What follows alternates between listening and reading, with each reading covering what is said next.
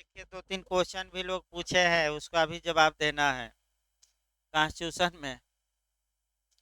देखिए, संविधान में फिर आपका बहुत महत्वपूर्ण कॉन्सेप्चुअल क्वेश्चन चल रहा है संविधान का, और ये आपका मेंस में भी काम करेगा और पूरे संविधान में भी काम करेगा। जब जब आप बैठिए भाई। जब जब आप संविधान किसी भी अनुच्छेद प्रावधान को पढ़ेंगे तो ये मामले मैं बता दूं हमेशा क्लिक करते रहेंगे, इसमें कोई शक नहीं है। आइए फिर एक बार हम शुरुआत करते हैं। क्वेश्चन का मॉडल भी हम लगातार बता रहे हैं। मेंस में भी इसी मॉडल से केस से लिखना है, एक एक केस क्रम से लिखना है। आपका बैठिए भाई, तीन लोग बैठ जाइए। देखिए, मूल अधिकारों में क्या संसद संशोधन कर सकती है कि नहीं, इस पॉइंट को हमने उठाया। अभी 368 का बेयर एक्ट नहीं शुरू हुआ। अभी आपका सामान्य बातें चली एक डेढ़ दिन। आपका मूल अधिकारों में संशोधन पर जो 7-8 केस है वो, और उसके बाद 368 का माने 3 प्रकार के संशोधन बताए जाएंगे, और तब 368 का एक एक शब्द बताया जाएगा। मैंने कल तक अभी लगेगा, ये मान कर चलिए, आज नहीं समाप्त होगा। मूल अधिकारों में पार्लियामेंट संशोधन कर सकती है कि नहीं, इस विषय पर आपका प्रथम संविधान संशोधन होता है और मूल अधिकारों में छेड़छाड़ या काटछाड़ या संसद संशोधन कर देती है। इस संशोधन को आपका शंकरी प्रसाद सुप्रीम कोर्ट में चुनौती देते हैं, और सुप्रीम कोर्ट ये कहता है कि संसद सर्वोच्च और संप्रभु दोनों है, अर्थात संसद को अधिकार है कि वह मूल अधिकारों में भी क्या कर सके, संशोधन। फिर आपका 17वां संविधान संशोधन किया जाता है। फिर मूल अधिकार में काट छांट या कम किए जाते हैं, संशोधन किए जाते हैं। सज्जन सिंह बनाम राजस्थान राज्य का केस आता है 1965 का। 5 जज थे और फिर वही विवाद उत्पन्न होता है। फिर सुप्रीम कोर्ट वही फैसला सुनाता है। लेकिन एक यहाँ महत्वपूर्ण बात होती है कि सुप्रीम कोर्ट के जजों में राय में विवाद उत्पन्न हो जाता है। 3 जज कहते हैं कि संसद संशोधन कर सकती है मूल अधिकार में, और 2 जजों का नाम याद रखिए, मधोलकर और हिदायतुल्लाह। मधोलकर और हिदायतुल्लाह, ये नेट में भी आ चुका है, इंटरव्यू में के लिए महत्वपूर्ण है कि किसने अल्पमत में फैसला दिया था। तो दो को रट कर जाइएगा, कौन कौन, आपका मधोलकर और कौन, हिदायतुल्लाह। आपका ये जो जज थे, इन्होंने इसका विरोध किया और कहा कि संसद मूल अधिकारों में संशोधन नहीं कर सकती। तो दोनों की राय क्या थी, राय देखना है।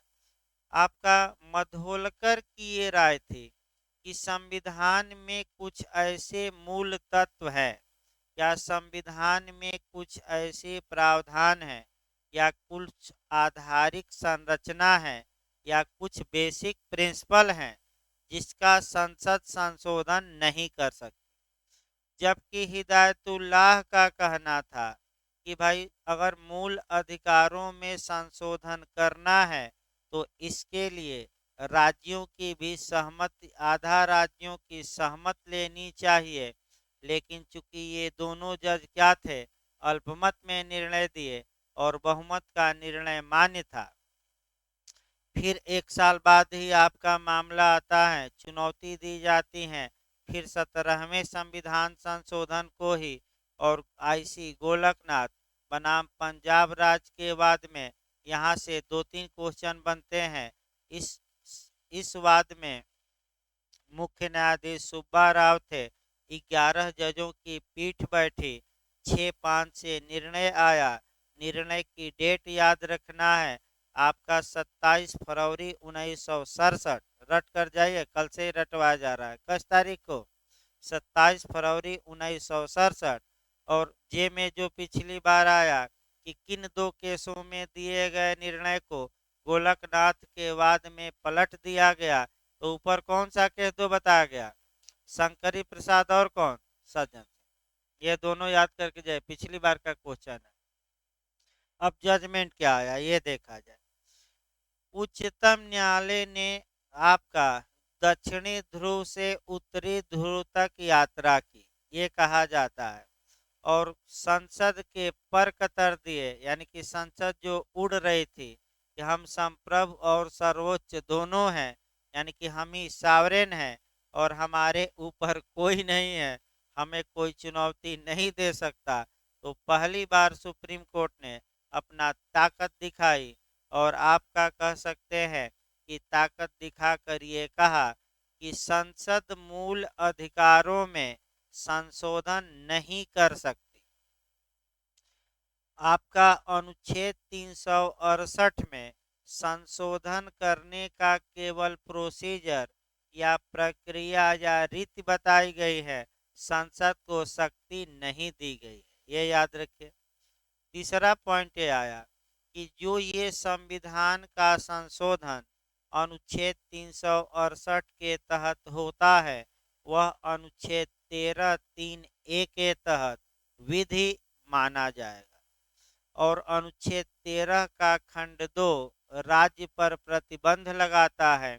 अब क्या प्रतिबंध लगाता है, शब्द देखिए, राज्य ऐसी कोई विधि नहीं बनाएगा जो मूल अधिकारों को छीनती हो या कम करती हो। अगर राज्य ऐसा कानून कोई बनाता है तो वह कानून उस लिमिट तक, उस मात्रा तक, उस सीमा तक, उस परिसीमा तक, उस मर्यादा तक क्या होगा, वार्ड भाई आईएएस में बना था कि क्या होगा, अवैध की, असंवैधानिक की शून्य, शून्य मार कर आइएगा। फिर बिहार इंटरव्यू में जे में बना कि वार्ड शब्द संविधान में कहाँ यूज हुआ है, तो पहला तो अनुच्छेद 13 मिल गया, 1 में भी और किस में, 2 में भी। उस मात्रा तक क्या होगा, अगर आपको कानून बनाना है तो आपका जो पावर है समवर्ती सूची, संघ सूची, उसमें बनाइए। और अनुच्छेद 246, 247, 248 उधर आपको पावर है, इधर पावर नहीं। फिर आपका सुप्रीम कोर्ट ने एक अच्छा निर्णय दिया इस केस में, आपका प्रास्पेक्टिव ओवर रूलिंग। इसका मतलब ये हुआ भविष्य लक्ष्य विनिर्णय। तो मैं कल बताया था कि भविष्य लक्ष्य विनिर्णय क्या होता है, तो जो मुकदमा करता है वो जीतता जरूर है, लेकिन उसको कोई रेमेडी नहीं दी जाती। तुम जीते लेकिन तुमको कोई उपचार नहीं।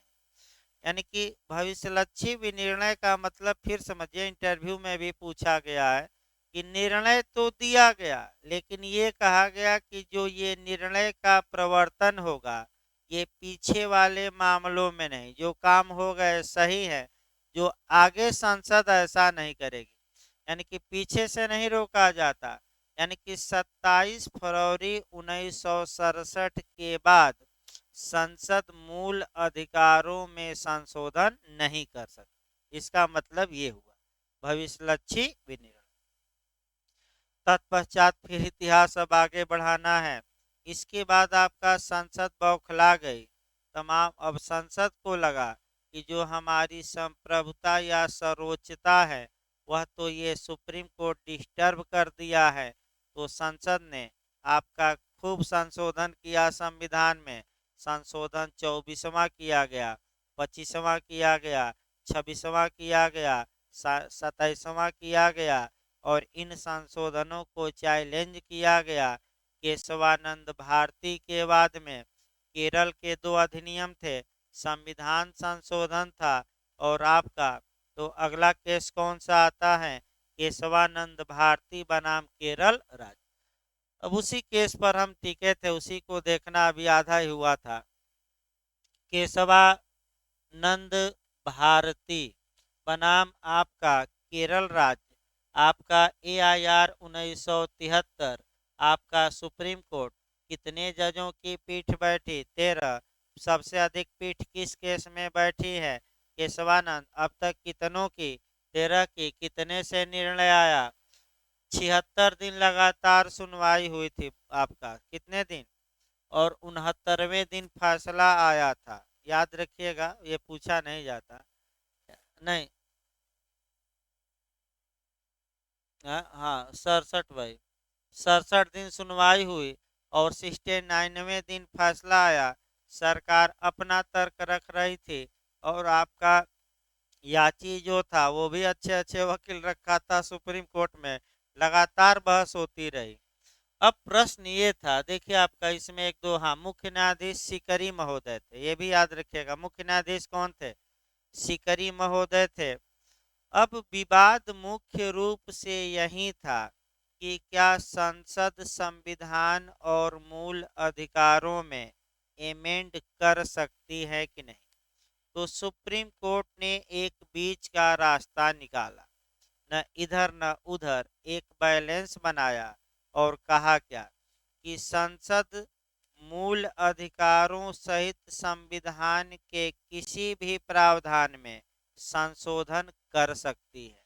यानी कि अब मूल अधिकार ही नहीं, मैं फिर एरिया में क्या कर रहा हूँ, व्यापक वाइड, मूल अधिकार में भी कर सकती है। और किस में कर सकती हैं? संविधान के किसी भी प्रावधान। लेकिन संसद की यह शक्ति सीमित है, असीमित नहीं।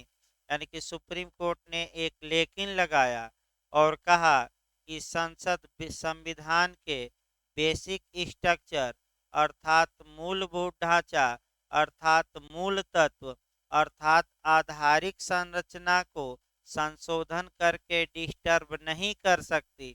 अगर संसद ऐसा करती है जिससे कि पूरे संविधान में जो जो मूल तत्व है वह डिस्टर्ब होते हैं, तो सुप्रीम कोर्ट ने कहा कि हमें भी पावर है कि हम उन संशोधनों को अनकॉन्स्टिट्यूशनल या शून्य घोषित कर दें।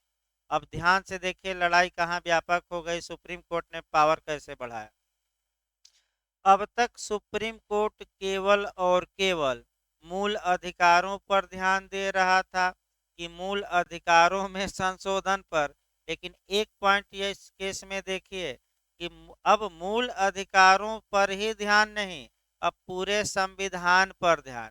अर्थात इसका मतलब ये हुआ कि संसद पूरे संविधान में संशोधन करे, सुप्रीम कोर्ट को कोई आपत्ति नहीं। लेकिन एक ही आपत्ति है कि जो संविधान के बेसिक स्ट्रक्चर वाले प्रावधान हैं उनमें संशोधन न करे। अगर उनको छेड़छाड़ करती है तो सुप्रीम कोर्ट को भी पावर है कि उन्हें नल एंड वाइड घोषित कर दे, असंवैधानिक, अवैध या क्या घोषित कर दे। सुन, अब मूलभूत ढांचे की उत्पत्ति किस केस में हुई, दो चार क्वेश्चन भी निकाला जाए। किस केस में? सर्वप्रथम मूलभूत ढांचे की ओर किस जज ने इशारा किया था? मधोलकर ने। किस केस में उत्पत्ति हुई? किस कोर्ट ने उत्पत्ति की? सुप्रीम कोर्ट ने। भाई किस कोर्ट ने की? किस केस में किया? केशवानंद। कितने जज थे? 13। अब आगे बढ़िए। केशवानंद भारती। अब यहाँ एक दो समस्या है भाई, उसको बता दिया जाए। अब चूंकि सुप्रीम कोर्ट पूरे संविधान को देखने लगा, तो एक दो लोग ये पूछे थे, जो राष्ट्रीय न्यायिक नियुक्ति आयोग बना है, यानी कि अनुच्छेद 124 ए जोड़ा गया, 124 बी जोड़ा गया, 124 सी जोड़ा गया, कि न्यायाधीशों की जो नियुक्ति होगी हाई कोर्ट सुप्रीम कोर्ट में, उसमें एक कमेटी बनेगी, आधा लोग कार्यपालिका के और आधा न्यायपालिका के, और ये सेलेक्ट कमेटी चयन करेगी कि किसको सुप्रीम कोर्ट का जज बनाए।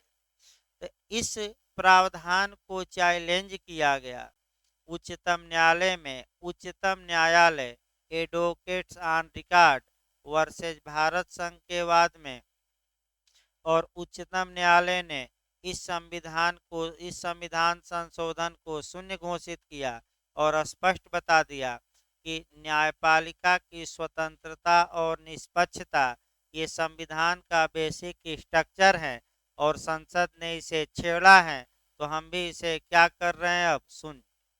तो ये भी इसी में आ जाए भाई, मूलभूत ढांचे में ही आ जाएगा। एक दो लोग पूछ रहे थे, तो अब हम तो बता ही दिए कि संविधान जहां भी संशोधन हो, आपका मूलभूत ढांचे के आधार पर कौन शून्य घोषित कर सकता है? हमारा उच्चतम न्यायालय।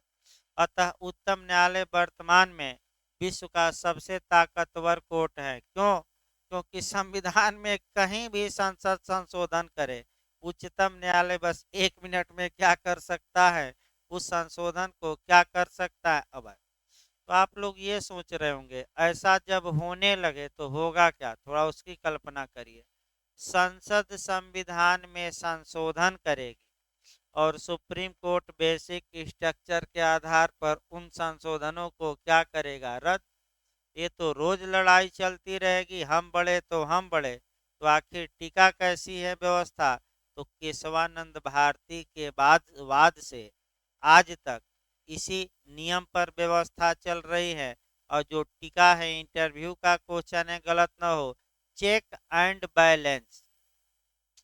जो ये सिद्धांत है चेक एंड बैलेंस, यानी कि चेक एंड बैलेंस का मतलब नियंत्रण और संतुलन, ये अमेरिका की देन है। अमेरिका के उच्चतम न्यायालय ने भी यही नीति अपनाई थी। तो सुप्रीम कोर्ट क्या करता है, तो कुछ संशोधनों को अवैध घोषित करता है और कुछ को मान लेता है कि सरकार ने, संसद ने जो किया वह क्या किया, सही किया। अगर सभी को करने लगे तो आपका संसद का क्या काम, एक भी अनुच्छेद में संशोधन नहीं कर सकते। तो अभी मूलभूत ढांचा अलग से भी हमें पढ़ाना, ये नहीं कि समाप्त हो गया, तमाम केस आएंगे। अब कौन कौन, तो मूलभूत ढांचा है, लेकिन इस नियम को जो केस के माध्यम से चल रहा है, अब इसको आगे बढ़ाया जाए। केशवानंद भारती के बाद में किस केस में दिए गए निर्णय को उलट दिया गया, तो इसके पहले कौन सा हमने केस बताया था जिसमें संसद कहा गया संशोधन नहीं कर सकती, गोलकनाथ। तो केशवानंद भारती के बाद में किस वाद को सेटिस्फाइड किया गया, गोलकनाथ। तो क्या कहा गया, संसद कर सकते हैं कि नहीं, कर सकते हैं। अब आइए, फिर संसद बौखला गई कि ये क्या, सुप्रीम कोर्ट ये कौन हो, बेसिक स्ट्रक्चर अलग बताएंगे, अभी छोड़ दीजिए उसको। फिर संसद बौखला गई और इसी बीच आपका एक दो कांड होता है, वो कांड भी समझना है भाई, तब आगे बढ़ना है। कांड ये होता है कि आपातकाल इसी समय चल रहा था, आगे बढ़ा आपातकाल, तो इंदिरा गांधी चुनाव जीती थी रायबरेली से और उनके निर्वाचन को चुनौती दिया गया था राज नारायण द्वारा इलाहाबाद हाई कोर्ट में। तो इलाहाबाद हाई कोर्ट ने इंदिरा गांधी के चुनाव को अवैध घोषित कर दिया और कहा कि इन्होंने धांधली करके चुनाव जीता है, अतः इनका जीतना अवैध है। इंदिरा गांधी उस समय पीएम थी, अब पीएम के चुनाव को आप अवैध घोषित कर दीजिए, वो भी आयरन लेडी के चुनाव को, तो क्या शांत बैठेगी, यानी कि मधुमक्खी के छत्ते को छेड़ दीजिए तो क्या मधुमक्खी शांत बैठेगी, शांत नहीं बैठेगी। तो छेड़ दिया हाई कोर्ट ने, तो मधुमक्खी ने क्या किया, यानी कि इंदिरा गांधी ने क्या किया कि रातों रात एक लेटर तैयार की और राष्ट्रपति फखरुद्दीन अली अहमद जी थे, उनके पास रात में गई और कहा कि ये लेटर पर साइन करो, और ले धमकाई भी कि लेटर पर क्या करो, साइन। और इंटरनल डिस्टरबेंस हो गया है देश में, आंतरिक अशांति हो गई है, और तीसरा इमरजेंसी, तीसरा आपातकाल आज से क्या करो, लागू। तो रात में साइन हुआ, किसी को पता नहीं चला, और सुबह मीडिया पर सेंसर लगा। सेंसर मतलब कि जो सरकार के अधिकारी कहेंगे वहीं समाचार पत्र वाले छापेंगे, वहीं टीवी में दिखाया जाएगा। आज तो भक्त बने हैं, विरोधी हैं या भक्त हैं, ओरिजिनल समाचार कहाँ कोई जल्दी दिखाता है। या तो आपका मोदी जी के परम भक्त हैं, या कोई है तो मोदी जी का क्या करेगा, हमेशा विरोध। भाई जबकि निष्पक्ष समाचार आप दिखाइए, तो पैसे की लालच में आपका ये सब किया जाता है। करोड़ों रुपया सरकार देती है, इस चैनल को 2 अरब दे दिया प्रचार के लिए कि हमारा क्या करो। देखे होंगे आप लोग कि प्रचार सरकारों का आता है, ऐसे नहीं आता। सबसे ज्यादा खर्चा केजरीवाल ने प्रचार पर किया, हंगामा भी मचा। यूपी सरकार का भी प्रचार टीवी पर आ रहा है, मोदी जी का सबका आता है। तो खर्चा राजकोष से ही जाता है, सरकार अपने जेब से योगी जी नहीं दे रहे हैं, मैंने हमारा टैक्स का पैसा वो किस में लगा रहे हैं, प्रचार में। सबसे ज्यादा पैसा केजरीवाल ने मीडिया को दिया है भाई, रिपोर्ट जो आई थी। आगे बढ़ा जाए तो तीसरा आपातकाल लगा, और इसके बाद संविधान में परिवर्तन किया गया। इंदिरा गांधी ने संसद बुलाया और संसद को बुलाकर अनुच्छेद 329 ए मुख्य रूप से जोड़ा गया और भी अनुच्छेद जोड़े गए, लेकिन एक ही अनुच्छेद हम चलें, बहुत लंबा चल जाएगा। अनुच्छेद 329 ए अब निर्सित है, वो उसमें लिखा नहीं गया है, जोड़ा गया 39वें संविधान संशोधन द्वारा, और ये कहा गया कि प्रधानमंत्री का चुनाव वैध था, वैध है और वैध रहेगा। और ये भी जोड़ा गया कि किसी न्यायालय को अब शक्ति नहीं होगी कि प्रधानमंत्री के चुनाव को अवैध घोषित कर दे, यानी कि न्यायिक हस्तक्षेप से पीएम को क्या कर दिया गया बा। मत इसी बीच खूब अत्याचार भी किए गए। आपका जितना नेता परेता विरोधी थे, नसबंदी अभियान चला दिया गया, विरोधी नेताओं को आपका जेल में डाल दिया गया। मोदी जी भाग गए थे, यानी कि पलायन कर गए थे आपका हिमालय में, 2 साल बाद आए। ये जो लालू यादव जी हैं, मुलायम जी हैं, लोहिया, जितने थे सबको जेल में डाला गया और कई साल मैंने कई महीनों तक जेल में रहे। जब स्थिति सामान्य हुई तो जेल से ये लोग क्या आए, बाहर। तत्पश्चात आपका अब जो श्रीमती इंदिरा नेहरू गांधी ने हाई कोर्ट के फैसले को चुनौती दी सुप्रीम कोर्ट में, उन्हें डर इस बात का, हाँ, सुप्रीम कोर्ट ने हाई कोर्ट के फैसले पर रोक लगा दी, लेकिन अभी निर्णय नहीं दिया। निर्णय, इनको डर था इंदिरा गांधी को कि हो सकता है कि सुप्रीम कोर्ट हमारे विरोध में निर्णय दे दे। इसी बीच सुप्रीम कोर्ट में जब मुकदमा पेंडिंग था तो ये संशोधन संसद द्वारा क्या किए गए, करा दिए गए।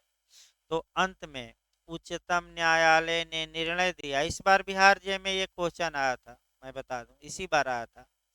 सर्वप्रथम जो मूलभूत ढांचे के सिद्धांत का प्रतिपादन केशवानंद भारती के वाद में किया गया था, उसकी अग्नि परीक्षा होती है। यानी कि अग्नि परीक्षा का मतलब उसका टेस्ट होता है, लिमिटेड, लिमिट, उसको क्या बोलते हैं, नहीं लिमिट टेस्ट की क्या, अरे जो इसमें आपका होता है, केमिस्ट्री में होता है ना वो, लिमिटस, लिमिटस। हाँ, चलिए, टेस्ट हुआ, यानी कि अग्नि परीक्षा हुई। यानी कि सर्वप्रथम इस बात की सुप्रीम कोर्ट ने जांच की कि क्या ये जो प्रावधान है ये बेसिक स्ट्रक्चर का उल्लंघन करता है कि नहीं। तो सुप्रीम कोर्ट ने कहा कि न्यायिक पुनर्विलोकन, यानी कि जुडिशियल रिव्यू, पहला पॉइंट यही बिहार में पूछा भी गया था। जो न्यायिक पुनर्विलोकन है, जुडिशियल रिव्यू है, अर्थात न्यायालयों की यह शक्ति जिसके तहत न्यायालय किसी प्राधिकारी द्वारा बनाए गए कानून को अवैध घोषित कर सकते हैं, ये न्यायालय की जो ये पावर है, ये बेसिक स्ट्रक्चर है, अर्थात ये मूलभूत ढांचा है, और संसद इसमें संविधान में संशोधन करके भी इसको परिवर्तित नहीं कर सकते। ये पहला पॉइंट जो बिहार में आया था, भाई याद रखिएगा। दूसरा पॉइंट इसमें ये आया कि स्वतंत्र एवं निष्पक्ष निर्वाचन या चुनाव, इसे भी संविधान का बेसिक स्ट्रक्चर माना गया और कहा गया कि संसद को पावर नहीं है कि संविधान में संशोधन करके निष्पक्ष और स्वतंत्र चुनाव को डिस्टर्ब कर दे, इसको भी माना गया। और जुडिशियल रिव्यू को यहीं बिहार में पूछा था, भाई आगे पूछे यूपी में तो गलत न हो। तत्पश्चात आपका लड़ाई चलती रही, इंदिरा गांधी थी। अब 42वां संविधान संशोधन होता है, उसको लिया जा भाई। 42वां संविधान संशोधन होता है 1976 ईस्वी में। लगभग 50 से अधिक अनुच्छेद परिवर्तित कुछ किए जाते हैं, कुछ नए भाग जोड़े जाते हैं, तमाम माने आपका किए गए आपका। और इसी को बिहार एपीओ में पूछा कि मिनी संविधान किस संशोधन को कहते हैं, 42वें को। तत्पश्चात 42वें संविधान संशोधन को फिर चुनौती दी गई और वह केस है Minerva mills, Minerva mills versus Bharat संघ 1980। देखिए आपका जो क्वेश्चन बना है कैसे भाई, सन पूछा गया था एक बार छत्तीसगढ़ एमपी में, तो भाई इसका सन पूछ लिया था कि सन किस सन का है मिनर्वा मिल्स, तो किस सन का मारेंगे। इस केस में 42वें संविधान संशोधन को चैलेंज किया गया था, और देखिए क्या किया गया था भाई, 368 में, ये हम पढ़ाएंगे खंड 4 और 5, पढ़ाएंगे आगे भी, अभी तो भाई पढ़ाना ही है कल। खंड 4 और 5 इंदिरा गांधी की सरकार ने संसद से संशोधन करके जुड़वाया था, और जुड़वा कर ये प्रावधान किया था कि संविधान में जो भी संशोधन किया जाएगा वह न्यायिक हस्तक्षेप से बाहर होगा, अर्थात न्यायालयों को उसकी वैधता या अवैधता की जांच करने का पावर नहीं होगा। यानी कि जुडिशियल रिव्यू या न्यायिक पुनर्विलोकन पर ये क्या लगाता था, रोक, यानी कि न्यायालय में जा ही नहीं सकते इसके लिए। तो चूंकि इंदिरा नेहरू गांधी बनाम राजनारायण के वाद में ही उच्चतम न्यायालय ने न्यायिक पुनर्विलोकन को क्या मान लिया था, बेसिक स्ट्रक्चर, तो इस केस में भी आपका इन दोनों प्रावधानों को न्यायालय ने क्या घोषित कर दिया, असंवैधानिक।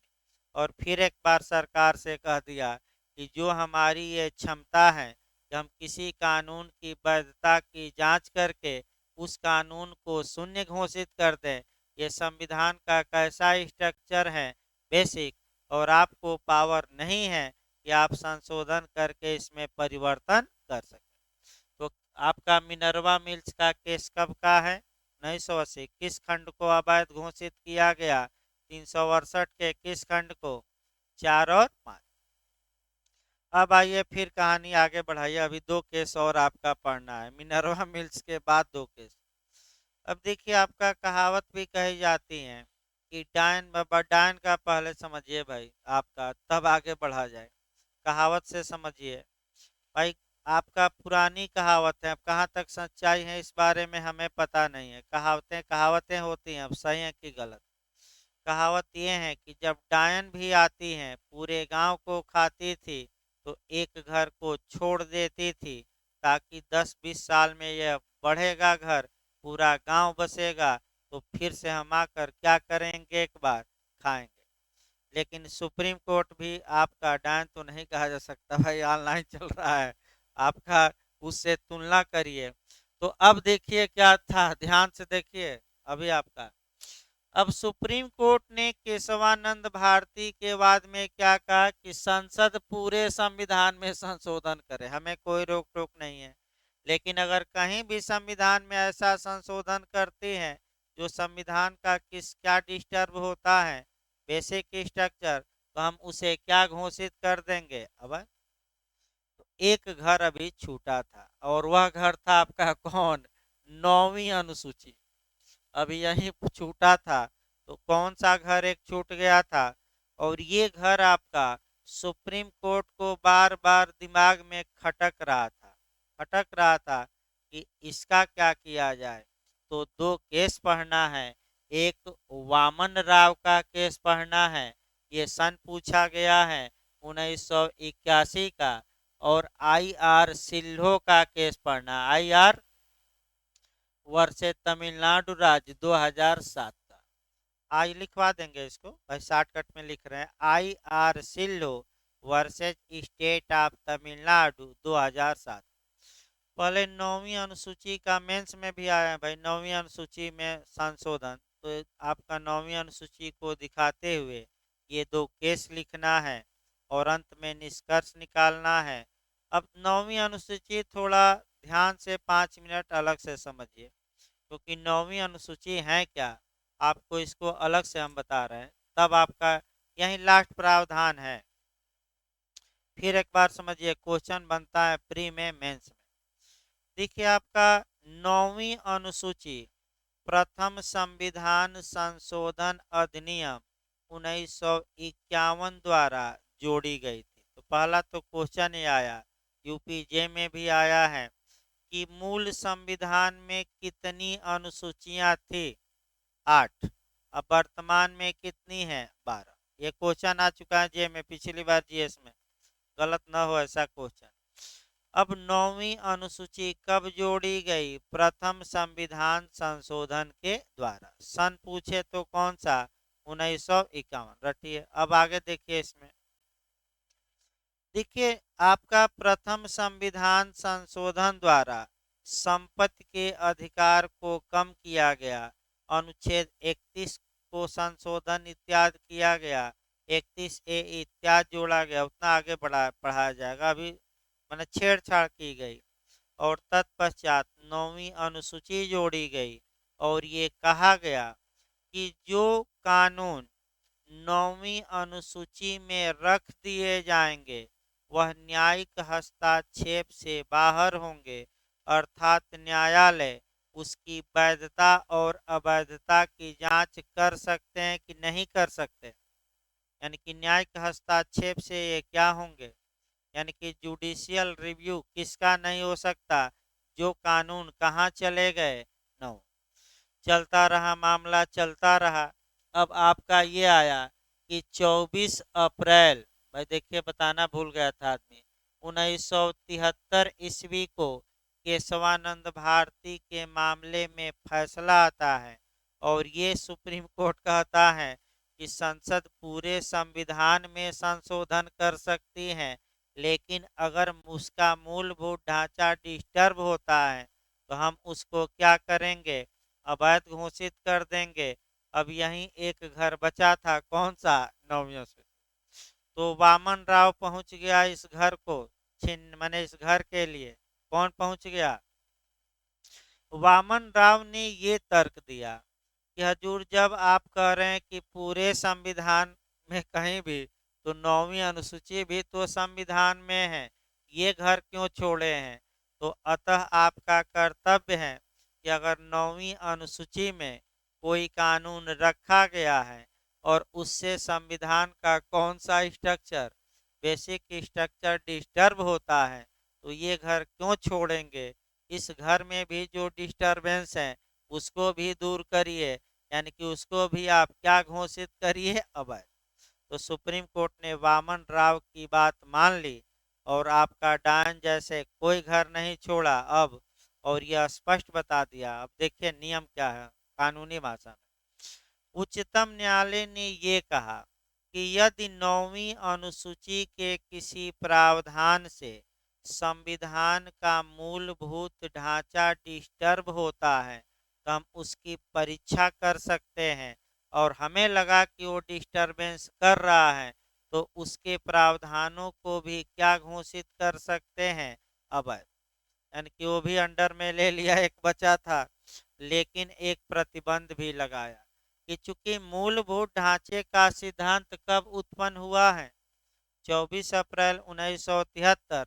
अतः 9वीं अनुसूची में जो कानून 24 अप्रैल 1973 के बाद रखे गए हैं हम केवल उन्हीं का परीक्षण करेंगे। इसके पहले के कानूनों पर हम कोई मने जांच नहीं करेंगे। यानी कि 24 अप्रैल 1973 के बाद जो कानून 9वीं अनुसूची में है, यदि उन कानूनों से संविधान का कौन सा स्ट्रक्चर डिस्टर्ब होता है, बेसिक, तो सुप्रीम कोर्ट उन्हें भी क्या कर सकता है? शून्य, अवैध या असंवैधानिक। इसी केस में दिए गए निर्णय को और थोड़ा डिटेल में बताया गया और वह डिटेल में बता दिया फिर सुप्रीम कोर्ट ने, मैंने स्पष्ट कर दिया और बातों को क्या कर दिया? क्लियर। किस केस में? IR सिल्हो बनाम स्टेट ऑफ तमिलनाडु में। कब? 2007 में। और भाई ज़्यादा इसको बताना ही नहीं है क्योंकि वामन राव में ही हमने डिटेल में बता दिया। फिर वही कहानी किस केस में सुप्रीम कोर्ट ने दोहरा दी? IR सिल्हो। इस प्रकार 9वीं अनुसूची में संशोधन हो सकता है कि नहीं? हो सकता है, लेकिन उसके किस भाग में संशोधन नहीं हो सकता? मूलभूत ढांचे में। तो क्वेश्चन IS और जे का 1-2 बनाया जाए। कि संसद संविधान के किस प्रावधान में संशोधन नहीं कर सकती। अब देखिए कैसे भरमाता है। 9वीं अनुसूची, मूलभूत मूल अधिकार, नीति निर्देशक तत्व और संविधान के मूलभूत ढांचे में। तो बताइए किसमें संशोधन नहीं कर सकती। मूलभूत ढांचा। भाई अब आइए संशोधन पर चेक एंड बैलेंस बता ही दिया गया है आपका इसमें जो लास्ट में है कि किसी भी संविधान संशोधन को किस आधार पर चैलेंज किया जा सकता है। यानी कि संविधान संशोधन पर मर्यादा, मर्यादा मतलब प्रतिबंध, प्रतिबंध माने लिमिटेशन, यानी कि उस पर कुछ सीमा लगाइए। तो ये क्वेश्चन आपका इंटरव्यू में बनता है कि किस आधार पर आप किसी भी संविधान संशोधन को सुप्रीम कोर्ट में चैलेंज कर सकते हैं। तो बस दो आधार हैं। हाँ, पहले मर्यादा आधार देखा जाए भाई। देखिए जो आधार होते हैं, एक एक्सप्रेस होता है और दूसरा इम्प्लाई। एक्सप्रेस का मतलब ये हुआ कि संविधान में ही लिख दिया जाता है स्पष्ट रूप से कि इस आधार पर। फिर एक बार समझिए, चुनौती किस आधार पर हम देंगे किसी भी संशोधन को, इसको हम बता रहे हैं। तो आधार, एक जो मर्यादा होती है वह एक्सप्रेस होती है। एक्सप्रेस मतलब कि संविधान में ही लिखा रहता है।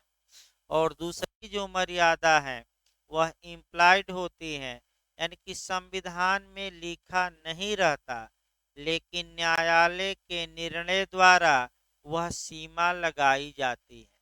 तो फिर एक बार बैक होइए, अभिव्यक्त मर्यादा क्या है, विवक्षित मर्यादा क्या है, ये अच्छे से तैयार रखिएगा।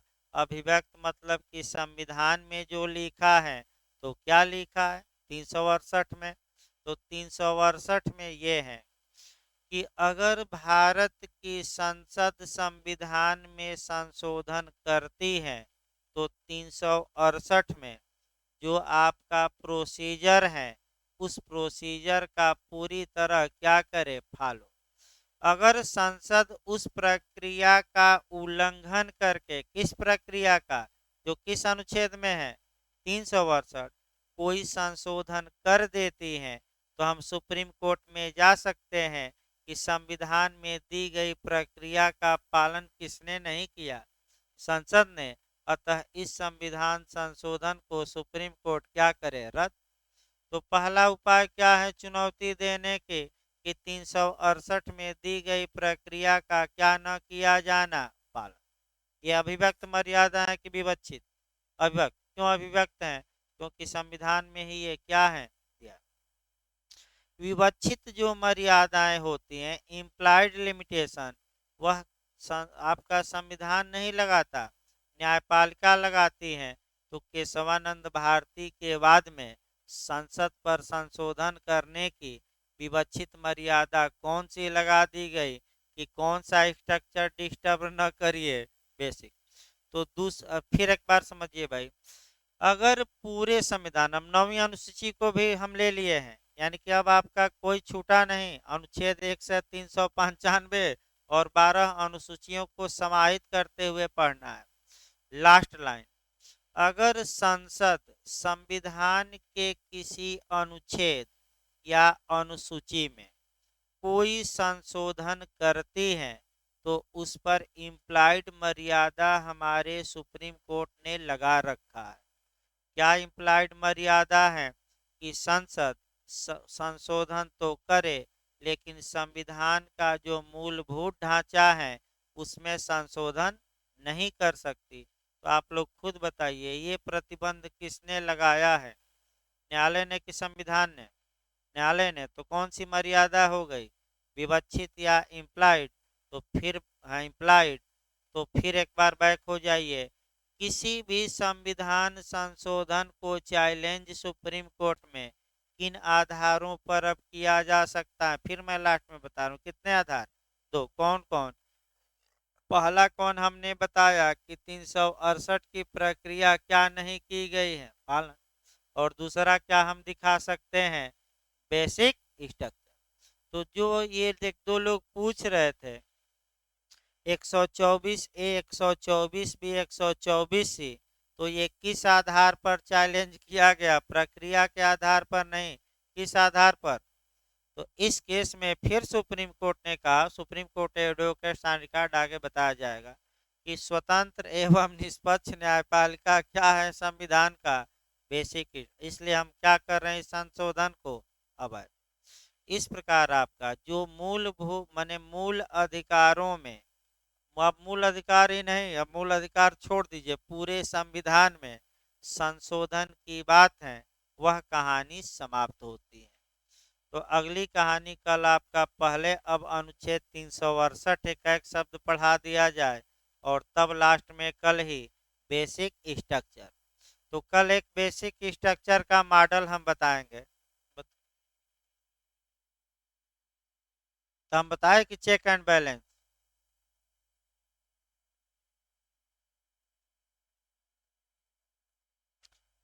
भाई सुप्रीम कोर्ट अब क्या किया जाए उसके लिए, जब सुप्रीम कोर्ट ही फैसला, इसीलिए तो हम बताए कि चेक एंड बैलेंस का सिद्धांत, नहीं तो रोज लड़ाई होगी। हम बड़े तो हम बड़े, लास्ट में बताया जाएगा कल। बेसिक स्ट्रक्चर कल बताएंगे हम, अभी समाप्त नहीं हुआ।